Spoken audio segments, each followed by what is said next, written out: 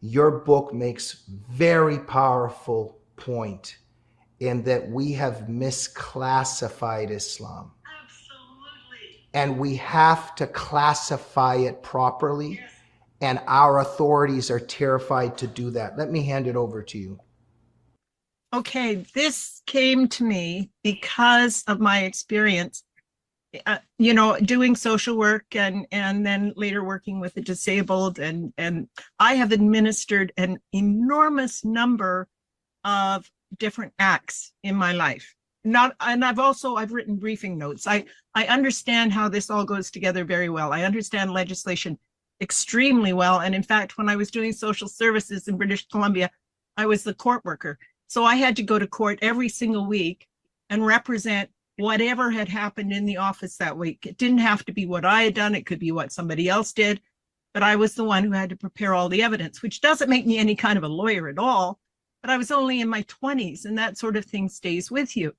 And something that I really noticed, was the Child Paternity and Support Act and the difference it made between a biological father and a legal father. And I know many people in the audience today will realize that when they think about it. What's the difference? If you're a biological father, you do not have the same rights as a legal father. And this is something that is established by the state, and the state has every right to do that because the state does not convey benefits unless it is good for the state.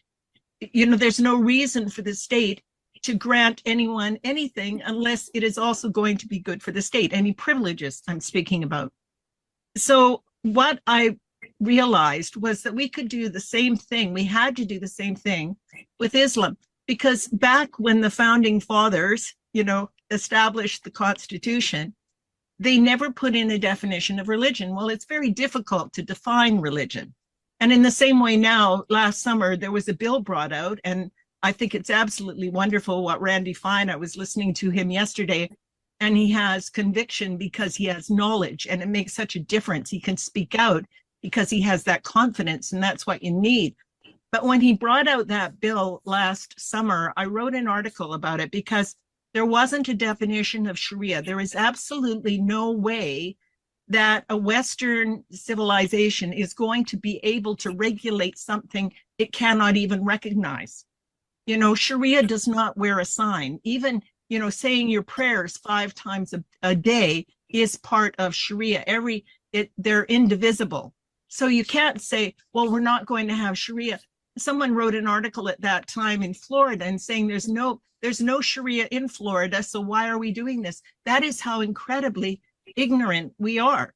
But it's lack of knowledge, and it's decades of propaganda that have come out from the Middle East that I'm sure all of your audience are very aware of. All of the grants, the funding that's gone to the universities that's taught them that Islam is wonderful and peaceful and all of those things. Well, it's not.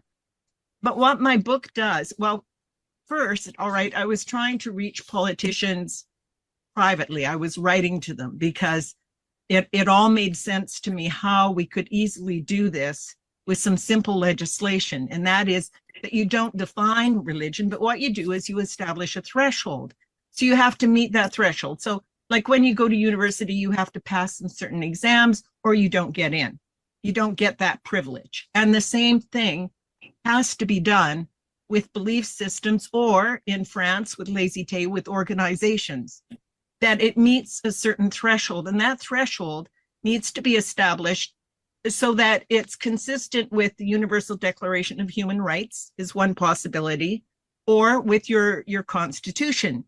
Now, Islam's foundational teaching is the antithesis of both the Universal Declaration of Human Rights and the US Constitution.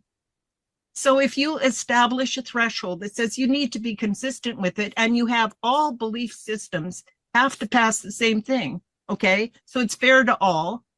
The only one that is going to fail is Islam. And that is not a failure on the part of the US or any other country that implements this. This is a failure on the part of Islam. It's the only one. No other belief system kills apostates. No other belief system has in law that men and women are different in perpetuity. No other belief system has a model like Muhammad that people are supposed to, base their lives on, that says you can marry a 6-year-old or you can have a slave. Now, all of this is approved according to Sharia. And if we don't want to have that here, including, FGM and all the rest of it, then we really need to take steps immediately, or we will be like Europe. And it's so simple. All they have to do is introduce a threshold and say, if you do not pass this threshold, then no, you won't have government funding, you won't have charitable status, you won't have Islamic schools, you won't have halal marketing, you won't have Islamic finance. You cut the money.